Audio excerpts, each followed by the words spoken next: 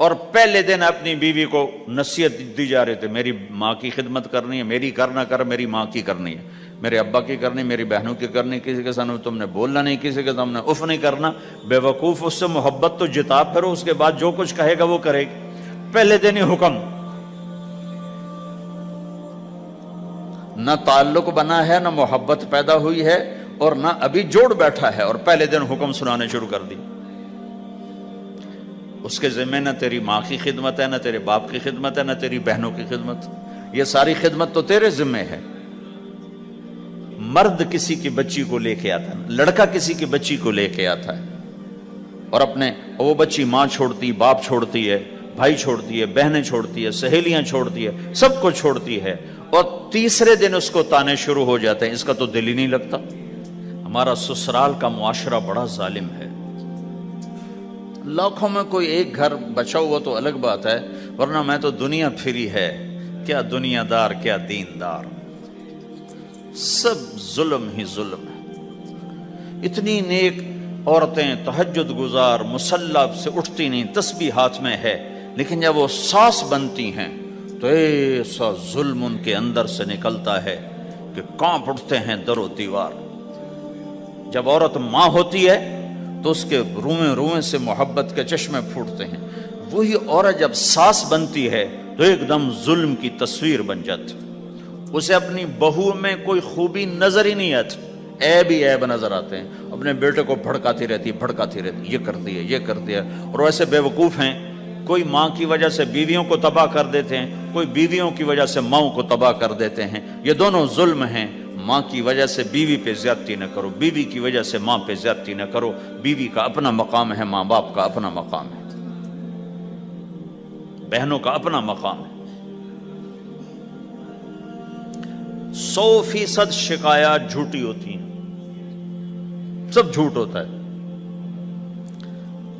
اس لیے میرے رب نے دستور بتایا، ان جاءکم فاسق بنبأ فتبینوا، جب کسی کی خبر سنو، کوئی کمی کوتاہی سنو، اول تو سنو نہیں، اگر سننی پڑ جائے تو تحقیق کر لو، تحقیق کر لو۔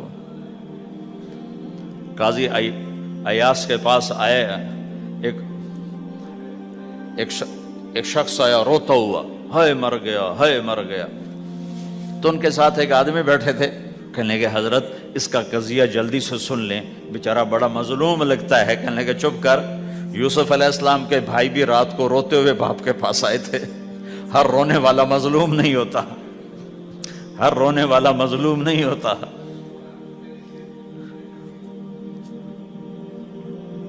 اپنے گھروں کی فضا بناؤ، کمی سنو ہی نہیں۔ تمہاری بیوی ماں کی کمی بتانے لگے، کہا نہ مجھے نہ بتاؤ، تیری بڑی مہربانی۔ تمہاری ماں تمہاری بیوی کی کمی بتانے لگے، کہا اماں مجھے نہ بتا، تیری بڑی مہربانی۔ گھر کی فضا ایسی بناؤ کہ کسی کی کمی کا تذکرہ نہ ہو، تو اللہ کی قسم تمہارا گھر جنت کا نمونہ بن جائے گا۔ یہ معاشرت کا دین بتا رہا ہوں، معاشرت کا دین۔ اپنی بیوی کی خوبیوں کی تعریف کرو، کمیوں پہ پردہ ڈالو۔ بیویوں کے ذمہ ہے خامد کی خوبیوں کی تعریف کریں، انسان حوصلہ افزائی کا محتاج ہوتا ہے۔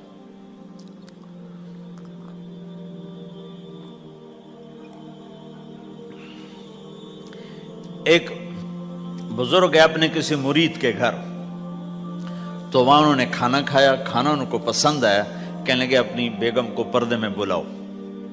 تو انہوں نے اپنی بیگم کو پردے میں بلایا، کہا بیٹی میں نے تیرا ہاتھ کا کھانا کھایا، بہت مزیدار تھا، اللہ تمہیں جزائے خیر دے، تم نے بہت اچھا پکایا۔ تو وہ زارو قطار رونے لگی۔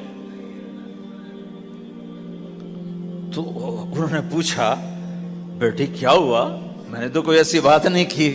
کہ نہیں حضرت آپ کی بات پہ رونا نہیں آیا، رونا اس پر آیا ہے کہ 30 سال سے میں اس شخص کے ساتھ رہ رہی ہوں، کبھی ایک دفعہ اس نے میرے ہاتھ کے پکے کی تعریف نہیں کی۔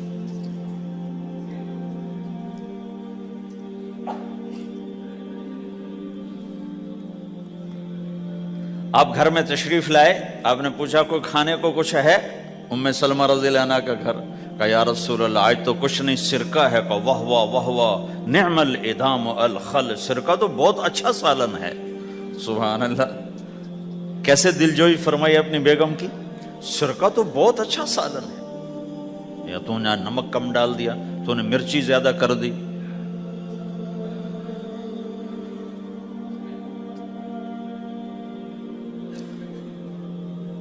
ہم رائمنڈ میں پڑھتے تھے نا تو پکانا ہمارے ذمے ہوتا تھا، تو ہمیں پتا کہ پکاتے ہوئے کیا گزرتی۔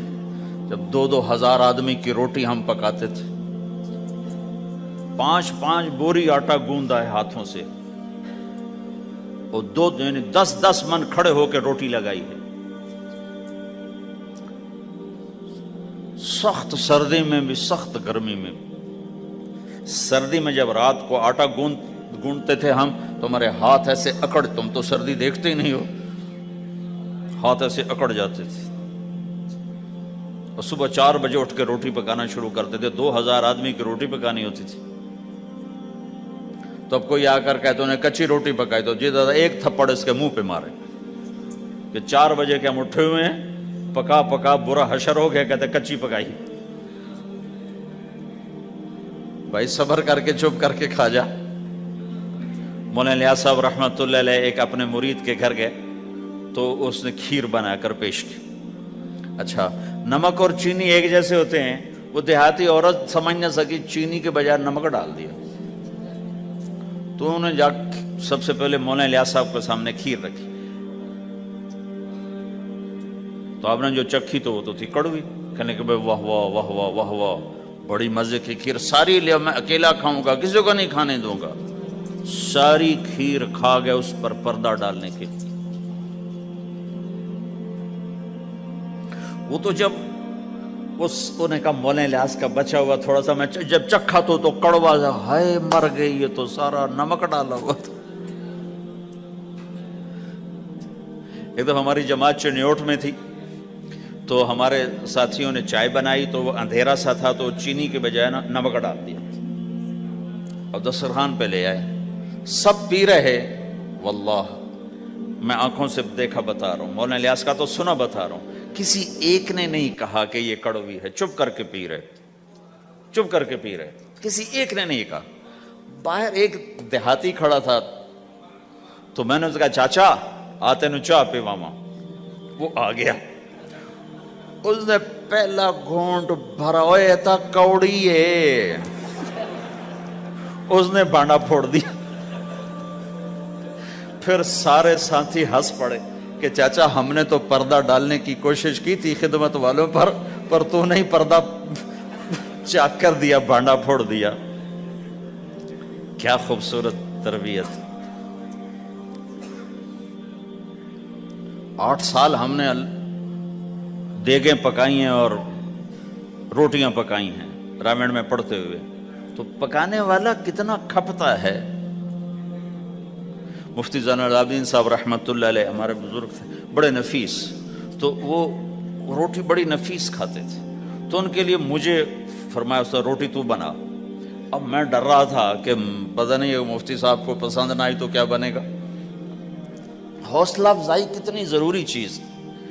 اب وہ میں روٹی ناشتے میں لا کے رکھی، اور اللہ کا فضل، اب تو خیر بھول بھلائیاں ہو گیا، ورنہ بہت نفیس روٹی میں بناتا تھا۔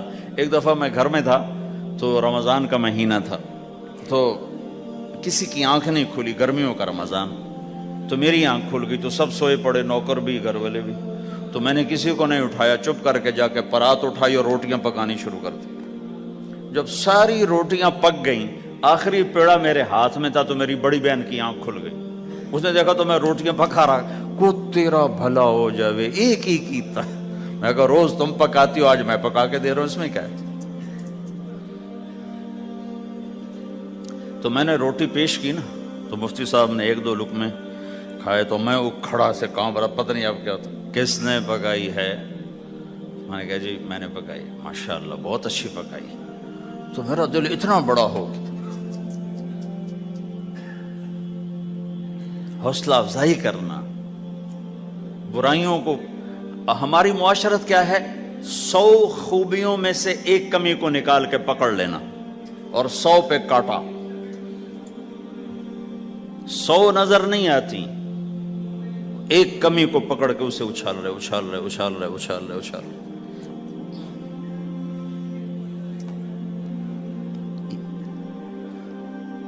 یہ گھر کا دین ہے، گھر کا دین ہے، یہ گھر کی معاشرت ہے کہ ایک دوسرے کی حوصلہ افزائی ہو، اس سے دل بڑھتا ہے، دل بڑا ہوتا ہے۔ حضرت عائشہ رضی اللہ عنہ چھوٹی عمر کی ہیں، تو آپ جہاد سے واپس آ رہے ہیں، جہاد سے، تو آپ نے صحابہ سے کہا آگے چلے جاؤ، سارے سب آگے چلے گئے اور نظروں سے غائب ہو گئے۔ تو اب خود اللہ کے نبی کہہ رہے ہیں عائشہ میرے ساتھ دوڑ لگاؤ گی؟ دوڑ لگائیں؟ تو حضرت عائشہ نے کہا لگاؤں گی۔ سبحان اللہ، سارے عالم کا ہادی تمہیں گھر کی زندگی بتا رہا ہے کہ گھر میں زندگی کیسی ہوتی۔ یہ مولوی صاحب چاہتے ہیں فتوے سے گھر چلاؤں، فتوے سے تھوڑا ہی چلتا ہے، وہ تو محبت سے چلتا ہے۔ تو فرمانا کہ ہم نے دوڑ لگائی تو میں آگے نکل گئی، اللہ کے نبی پیچھے رہ گئے۔ پھر کچھ عرصہ گزرا تو آپ ایک جہاز سے واپس آ رہے تھے، آپ نے صحابہ سے کہا تم سب آگے چلے جاؤ، سب آگے چلے گئے، نظروں سے اوجھل ہو گئے، غائب ہو گئے۔ تو پھر آپ نے کہا عائشہ دوڑ لگاؤ گی؟ کہا جی لگاؤں گی۔ پھر ہم نے دوڑ لگائی تو فرمانے لگے ان دنوں میں ذرا موٹی ہو گئی تھی، تو اللہ کے نبی مجھ سے آگے نکل گئے۔ تو آپ نے کہا ہذہ بتلک، کہ اب تیرا میرا حساب برابر ہو گیا، پہلے تو جیت گئی تھی، آج میں جیت گیا۔ حضرت عائشہ رضی اللہ تعالیٰ عنہ کو لقمے بنا کے کھلاتے تھے، بڑی بڑی بوٹیاں کھانے کا رواج تھا عربوں میں، بڑی بڑی بوٹیاں بناتے تھے، چھوٹی چھوٹی بوٹی نہیں ہوتی تھی۔ تو حضرت عائشہ رضی اللہ عنہ نے مثلا بوٹی اٹھائی، کبھی کبھی گھر میں مہینے میں ایک آدھ دفعہ گوشت بنتا تھا، تو آپ بوٹی اٹھا کر ایسے کھاتی نوچتی، تو ساری تو ایک دم کھائی نہیں جاتی تو رکھ دیتی تھی۔ تو اللہ کا نبی وہی بوٹی اٹھاتے تھے اور حضرت عائشہ کو دکھا کر جہاں سے انہوں نے کھایا ہوتا تھا وہاں سے کھاتے تھے ایسے۔ پھر عائشہ رضی اللہ عنہ پانی کا پیالہ اٹھاتی اور پیتی، وہ پہلے بھی بڑے ہوتے تھے، ایسے چھوٹے گلاس نہیں ہوتے تھے، تو وہ پیتی تو جب رکھ دیتی تو اللہ کا نبی پیالہ اٹھاتے، جہاں اما عائشہ کے ہونٹ لگے ہوتے تھے وہاں ہونٹ لگا کے پانی دکھا کے یہ کرتے تھے۔ یہ بتا رہے ہیں اظہار محبت رشتوں میں بہت ضروری ہے، اظہار ضروری، بھائی کو بتاؤ میں تیرا بھائی ہوں، اس کے سامنے اظہار محبت ضروری ہے، بیوی سے اظہار محبت ضروری ہے، بیوی کا خامن سے اظہار ضروری۔ بچوں سے کہتا ہوں ماں باپ کی پسند کو سامنے رکھ کے شادی کرو۔ لو میرج چند دن کا خواب ہوتا ہے، پھر لڑائی کے سوا کچھ نہیں ہوتا ہے۔ اپنے ماں باپ کی مشورے سے، ان کی رائے سے شادی کرو، برکت ہوگی، ان کی دعائیں ملیں گی۔ ماں باپ سے کہتا ہوں اولاد کی رعایت کرو، ان پر زبردستی مسلط ایتھے ہی کرنی ہے اور نہیں کرنی، ایتھے ہی کرنی، یہ ظلم نہ کرو، یہ ظلم نہ کرو۔ شادی بچے کا حق ہے، شادی بیٹی کا حق ہے۔ شریعت نے بچی کو حق دیا ہے کہ وہ کہے میں نہیں کرنا چاہتی، وہ کہے میں نہیں کرنا چاہتا، یہ نافرمانی نہیں ہے، مسلط مت کرو۔ میرے نبی نے کہا میں نے جہاں بیٹی دی پہلے آسمان سے فرشتہ آیا، میں نے جہاں شادی کی پہلے آسمان سے فرشتہ آیا، ٹھیک ہے۔ حضرت فاطمہ کے لیے ابو بکر پیغام لائے، انکار کر دیا، عمر پیغام لائے، انکار کر دیا، علی پیغام لائے، جبریل آ گئے کہ اللہ فرما رہے ہیں فاطمہ علی کی ہے۔ کہ یا رسول اللہ، آ کے بولی نہیں، چپ۔ آپ نے کہا علی کیسے آئے؟ چپ۔ پھر آپ نے خود کہا فاطمہ کے رشتے کے لیے آئے ہو؟ کہا جی ہاں۔ تو آپ نے کہا انشاءاللہ۔ جبریل کے آنے کے بعد بھی کہا انشاءاللہ، یہ نہیں کہا بس ٹھیک ہے ہو گیا ڈن، وہی آ گئی ہے ڈن، نہیں نہیں نہیں نہیں۔ آپ اٹھ کے گھر چلے گئے، علی باہر نکل گئے، باہر صحابہ کھڑے تھے، کہنے لگے کیا ہوا؟ علی کہنے لگے انکار ہو گیا۔ وہ کہنے لگے کیسے؟ کہ کچھ کہا ہی نہیں۔ عبد الرحمن بن عوف کہنے لگے کچھ کہا تھا؟ کہ انشاءاللہ کہا تھا۔ کہ بس پھر ہو گیا، ہو گیا۔ یہ انشاءاللہ کیوں کہا؟ ہاں کیوں نہیں کی؟ اب گھر گئے، کس کو بلا رہے ہیں؟ فاطمہ۔ کون؟ جنت کی عورتوں کی سردار۔ حسن حسین کی ماں، جنت میں نور کی چمک اٹھے گی، جنتی پوچھیں گے یہ نور کیسا ہے؟ کہا جائے گا اوپر کی جنت میں علی و فاطمہ مسکرائے ہیں، ان کے دانتوں کے نور سے جنت جگمگائی ہے۔ آپ نے کہا بیٹی فاطمہ، علی کا رشتہ آیا ہے، ہاں کر دوں؟ اللہ اکبر، اللہ اکبر! کیا فاطمہ نے انکار کرنا تھا؟ کیا فاطمہ نے انکار کرنا تھا؟ بیٹی علی کا رشتہ آیا ہے، ہاں کر دوں؟ بیٹی فاطمہ ہو، رشتہ علی کا آیا ہو، اوپر سے جبریل آ چکا ہو، باپ محمد مصطفیٰ صلی اللہ علیہ وسلم ہوں، اور پھر وہ جا کے پوچھیں ہاں کر دوں؟ میرے بھائیو، مجھے نہیں پتا یہاں معاشرت کتنی کو بدلی ہے، لیکن ہمارے ہاں بیٹیوں سے نہیں پوچھا جاتا، اور دیہاتوں میں بچوں سے بھی نہیں پوچھا جاتا، بات تیرا کار دیتا ہے، ہن بھامے تو مان یا نہ مان۔ تمہاری بیٹی کا حق ہے کہ وہ کہے میں کروں گی، میں نہیں کروں گی۔ تمہارے بیٹے کا حق ہے وہ کہے میں کرتا ہوں، میں نہیں کرتا۔ اللہ کے واسطے ماں باپ سے کہتا ہوں جبر مت کرو، جبر مت کرو۔ بچوں سے کہتا ہوں اللہ کے واسطے لو میرج کے چکر میں مت پڑو، یہ دھوکہ ہے، یہ خواب ہے، یہ خواب ہے۔ زندگی اخلاق سے گزرتی ہے، شکلوں سے نہیں گزرتی، شکل و صورت سے نہیں زندگی گزرتی، اخلاق سے گزرتی ہے۔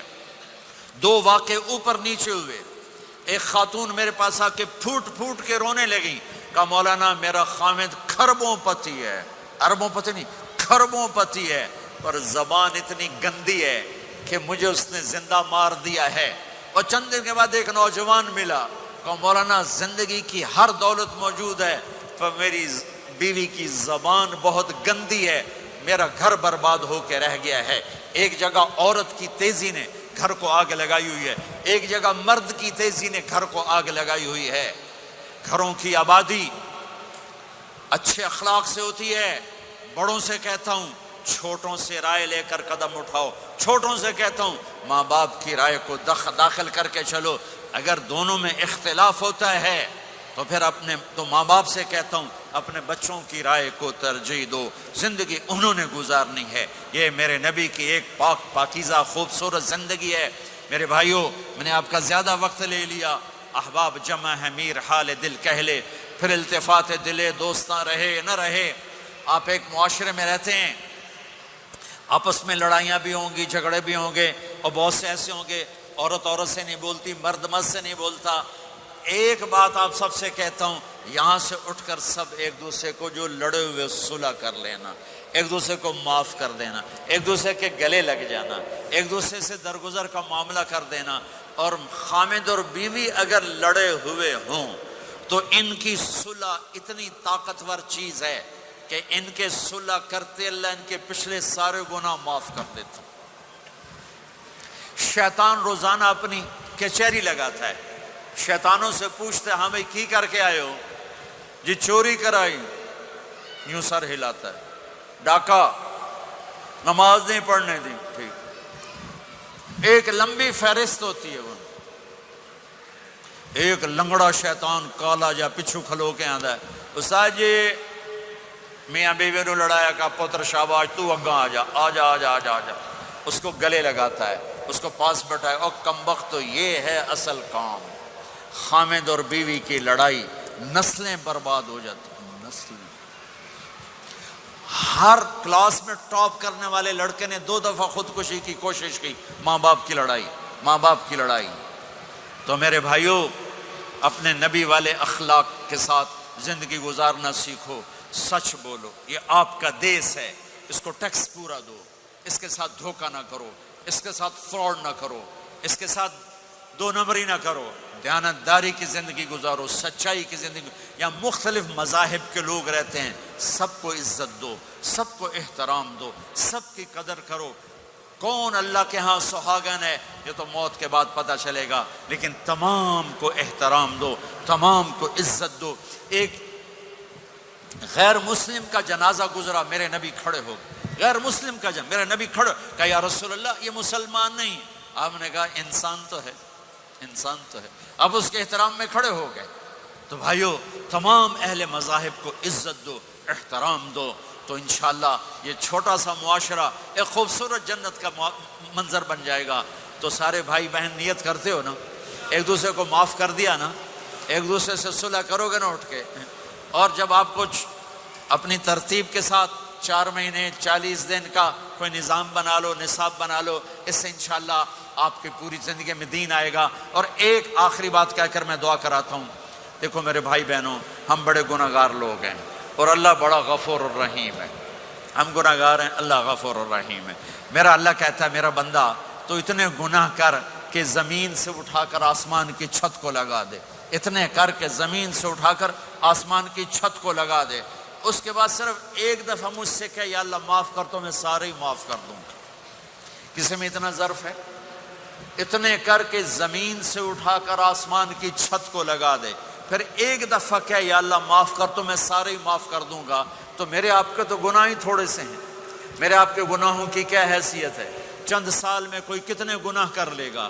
میرا اللہ کہتا ہے زندگی بھی لے لے، طاقت بھی لے لے، زمین سے اٹھا کر آسمان کی چھت کو گناہ لگا دے، پھر ایک دفعہ آ کر کہنا یا اللہ معاف کر تو میں سارے ہی معاف کروں گا. تو میرے اللہ کو معاف کرنا پسند ہے، توبہ کرنا پسند ہے. میں ان ساری مسورات سے بھی درخواست کرتا ہوں، آپ سے بھی درخواست کرتا ہوں، آج تک جو ہم نے کیا یا اللہ میری توبہ، آئندہ تیری مان کے چلوں گا. اس کی نیت کرتے ہو سارے بھائی بہن؟ کرتے ہو تو میرے ساتھ کہو ایک دفعہ یا اللہ میری توبہ، پھر کہو یا اللہ میری توبہ، پھر کہو یا اللہ میری توبہ. اتنا سا کام ہے. اگر مسورات نے آپ نے دل سے کہا ہے تو رب ذوالجلال کی قسم سارے گناہ معاف ہو گئے، سب معاف ہو. ایک عورت آئی، ایک لڑکی آئی، یا رسول اللہ میری شادی ہونے لگی، میرے خامند کا کیا حق ہے میرے اوپر؟ دونوں طرف کی میرے نبی نے زندگی سکھائی. میرے نبی نے فرمایا تیرے خامند کے جسم پہ پھوڑے نکل آئیں، پھوڑوں میں گندا پانی جمع ہو جائے، پیپ جمع ہو جائے، اور تو زبان سے چاٹ چاٹ کے اس کے زخموں کو دھوئے، تو بھی تو نے اپنے خامند کا حق ادا نہیں کیا ہے. دوسرا لائف کو بیلنس کیا میرے نبی نے کہ ایک گھر کیسے چلتا ہے اور کس طرح خوبصورت بنتا ہے، وہ میرے نبی کے اخلاق ہے. آپ سب سے ایک بات کرتا ہوں، برداشت کرنا سیکھ لیں، زندگی خوبصورت ہو جائے. صرف سارے اخلاق کو میں جمع کروں ایک لفظ میں، برداشت، اور اس کو شریعت میں صبر کرنا سیکھ لیں، زندگی خوبصورت ہو جائے گی. بچیاں ساس کی شکایت کر رہی ہوتی ہیں، کبھی خامند کی شکایت کر رہی ہوتی ہیں، کبھی اولاد ماں باپ کی شکایت کر رہی ہوتی ہے، کبھی اولاد ماں باپ کی شکایت کر رہے ہوتے ہیں. شکایتوں سے ایک جہان بھرا پڑا ہے. آپ شکایتوں کو دفن کر کے ہونٹ سی لیں. صبر، آہ نہ کر لبوں کو سی، عشق ہے دل لگی نہیں، سینے پہ تیر کھائے جا، آگے قدم بڑھائے جا، یعنی زبان حال سے کہہ دے کہ ہاں ستائے جا. جو ستاتا ہے چپ ہو جاؤ، جو ستاتا ہے چپ ہو جاؤ. اللہ کی قسم آپ ایسی طاقت بنو گے کہ پہاڑ بھی راستہ دیں گے. سب سے مشکل رشتہ خامند اور بیوی ہے. سینکڑوں آیات اس کے لیے اللہ نے اتاری. ماں باپ کے لیے چند آیات، اولاد کے لیے چند آیات، بہن بھائیوں کے لیے چند آیات ہے. خامند اور بیوی کے لیے قرآن بھرا پڑا ہے، پوری سورت اتاری ہے اور سینکڑوں آیات اتاری. چونکہ ایک اس رشتے کی اہمیت، ایک اس کی نزاکت اور کمزوری کہ کوئی رشتہ ٹوٹتا نہیں سوائے خامد اور بیوی کے. میں ماں کا بیٹا ہوں، باپ کا بیٹا ہوں، اچھا ہوں یا برا ہوں انہی کا. میرا نسب میری نافرمانی سے بدل نہیں سکتا. میں اللہ بخش کا بیٹا ہوں، میرا یہ نسب بدل نہیں سکتا، اچھا ہوں یا برا ہوں. اللہ ان کی قبر روشن کرے. خامد اور بیوی کا رشتہ ایک بول پہ ٹوٹ جاتا ہے، ایک بول پہ ٹوٹ جاتا ہے. اس لیے اس کو بچانے کے لیے آیات آیات آیات. اور میرے نبی کی شادیاں کہ کس طرح ایک گھر کو لے کے چلتے ہیں، کس طرح ہر مزاج کی عورت کے ساتھ سلوک کرتے ہیں. جہاد کا سفر کاروباری سفر نہیں میرے نبی کا. اور چلنے لگے، اعلان ہوا کوچ کرو. سب نے سواریاں کس لی، سامان کس لیا. یوں چلنے کا حکم ہو رہا ہے، اور حضرت عائشہ رضی اللہ نے اپنا یوں دیکھا، اونٹنی پہ بیٹھ گئی تھی، ہار کوئی نہیں۔ یا رسول اللہ میرا تو ہار کوئی نہیں، میرا ہار گم ہو گیا ہے، میرا ہار تلاش کریں، ہم پھر چلیں گے۔ تو میرے نبی کہتے تو وڈی آئی نواب زادی، میں جہاد تے پہ جانا، تینوں ہار دی پائے گی، چل اگو لگ۔ میرے نبی نے کہا چلو بھائی عائشہ کا ہار تلاش کرو۔ اللہ کی قسم میں جب یہ واقعات پڑھتا ہوں یا سناتا ہوں میں خود حیرت میں ڈوبا ہوتا ہوں کہ کیا کر دیا میرے نبی نے، جہاد کا سفر، اور میرے نبی کا ہار تلاش کرو بھائی، اب سارے ہار تلاش کر رہے ہیں۔ کچھ دن چھپ گیا، ہار کی تلاش تو بند ہو گئی اور سفر بھی بند، چونکہ اندھیرے میں کہاں جائیں گے، اور آپ کے ماتھے پہ شکن، عائشہ تیری وجہ سے ساری مصیبت ہے، اللہ دے بندی تو ہار دے مگر پہ گئی، کیڑی گل ہے ہار دی، ایک لفظ نہیں فرمایا۔ سارے قافلے نے قیام کیا، عشاء تک تو پانی تھا وضو کا، پانی ختم ہو گیا، عشاء مغرب عشاء پڑی اکٹھی تو پانی ختم ہو گیا۔ اب پانی ختم ہو گیا تو فجر کی نماز آ رہی ہے، پانی کوئی نہیں ہے، تو سارے صحابہ نے ابو بکر پہ چڑھائی کی، اے ویکھے تیری دھی دے مگر ساڑے نال کی بنی، ہن اسی نماز کی میں پڑھنی ہے، پانی تو ہے نہیں تے وضو کی میں کرنا ہے۔ اب ابو بکر کو غصہ چڑھا، ایک دم، وہ تو باپ تھے، وہ گھس گئے خیمے میں۔ آگے دیکھا تو اللہ کے نبی اما عائشہ کی گود میں سر رکھ کے سوئے ہوئے تھے، اور اما جی ایسے بیٹھی تھی، آپ کو سارا دیکھ رہی ہوں۔ اب بولیں تو خطرہ ہے آنکھ کھل جائے گی، اور غصہ بھی چڑھا ہوا ہے، باپ بھی ہیں، تو اب مجھے دیکھو کیا کر رہے تھے۔ کمایا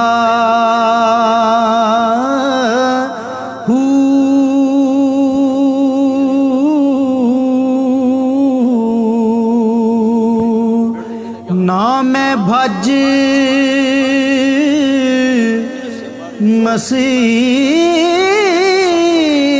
مسیتی وڑیا نا تسبہ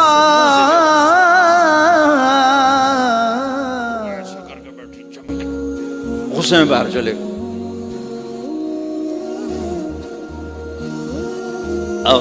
آپ کی آنکھ کھلی فجر پر، تو عائشہ نے کہا یا رسول اللہ وہ تو باہر تو بڑا مسئلہ ہو گیا ہے، پانی کوئی نہیں ہے اور نماز کا وقت ہو گیا ہے، وضو کیسے کریں؟ سبحان اللہ،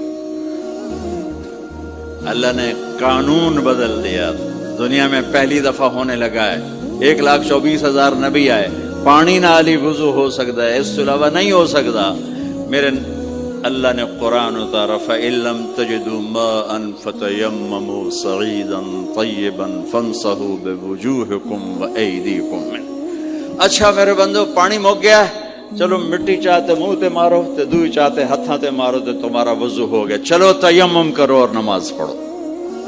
اب وہ جو سارے ابو بکر پہ غصے ہو رہے تھے، عائشہ کہنے لگے واہ ابو بکر بھائی تیرے تو فعل کی کم بن گیا، تیری دھی دے تو فعل کی کم بن گیا۔ تو اسید بن حزیر پہلے ذرا زیادہ گرم ہوئے تھے، تو وہی ابو بکر تیرے گھر کی یہ پہلی برکت نہیں ہے، پہلے بھی بہت شمار برکتیں تیرے گھر کی طفیل امت کو ملی ہیں۔ تو اللہ نے تیمم کی آیت اتار دی، حضرت عائشہ کو ڈانٹ پلانے کی آیت نہیں آئی کہ میرے نبی تیری بیگم کے ہار کی وجہ سے میرے دین کا کام رک گیا اور میرے بندوں کی نماز خراب ہو گئی اور ان کو پانی سے محروم ہونا پڑا۔ میں قربان جاؤں اپنے رب پر، اپنے حبیب پر، اس ماں عائشہ پر، دنیا کی واحد عورت ہے جس کے سینے پر سر رکھ کر کسی نبی نے جان دی ہو۔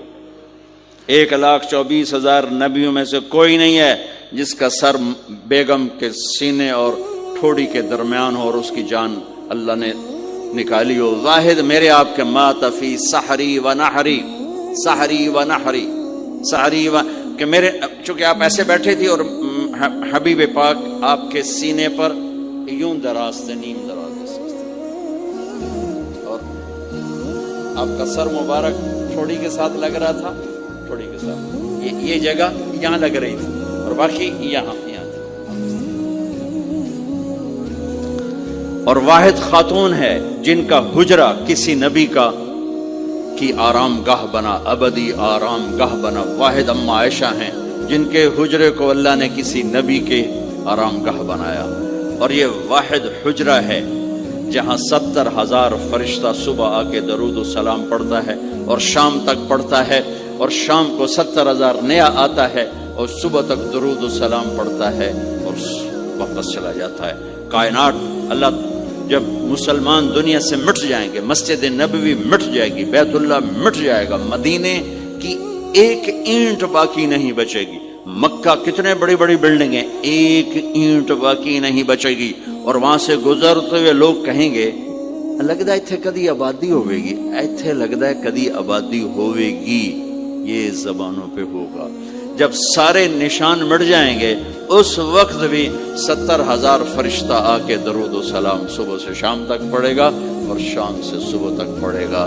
یہ واحد میں خاتون ہیں عائشہ بنت ابی بکر، جن کو اللہ نے یہ عزت بخشی، اور یہ واحد خاتون ہیں جب ان کے اوپر تہمت لگی، حضرت یوسف علیہ السلام پہ تہمت لگی تو بچے نے گواہی دی، حضرت مریم پہ تہمت لگی، بیٹے نے گواہی دی، اور اما عائشہ پہ تہمت لگی تو اللہ نے گواہی دی، میں گواہ ہوں، اللہ گواہ بن کے آئے۔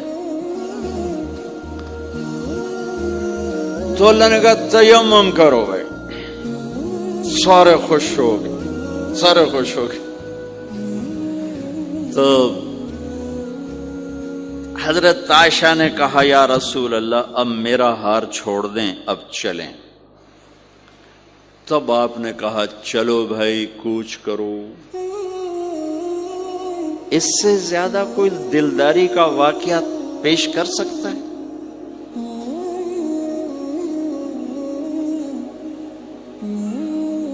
سبحان اللہ۔ اور جب اونٹنی کو اٹھایا گیا، وہ ہار کا دھاگا ٹوٹا اور پھسل کے اونٹنی کے نیچے چلا گیا، وہ سارے کھبے سجے ویندے رہ گئے، ہار نیچے پڑا تھا۔ جب اونٹنی کو اٹھایا تو ہار نیچے سے نکلا، صاحب نے کہا لے بھی عائشہ ہے تیرا ہار بھی لب گیا۔ یہ دلداری ہے میرے نبی کی، یہ ہمیں سکھا۔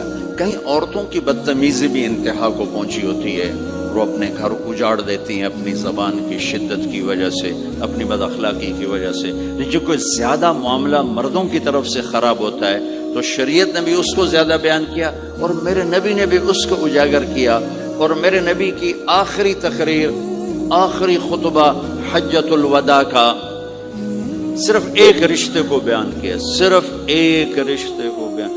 ہم کتنے رشتوں میں جکڑے ہوئے ہیں، ماں باپ، بہن بھائی، چاچا تایا، خالہ خالو، دادا دادی، نانا نانی، ساس بہو، کتنے ہم رشتوں میں جکڑے ہوئے ہیں۔ میرے نبی نے صرف ایک رشتے کا حق بیان کیا، استوصوا بالنساء خیرا، میں تمہیں تمہاری بیویوں کے بارے میں وصیت کر رہا ہوں، ان کے ساتھ اچھا سلوک کرنا۔ صرف ایک رشتے کو بیان کرنا کہ اے تن رب دا سچا حجرا،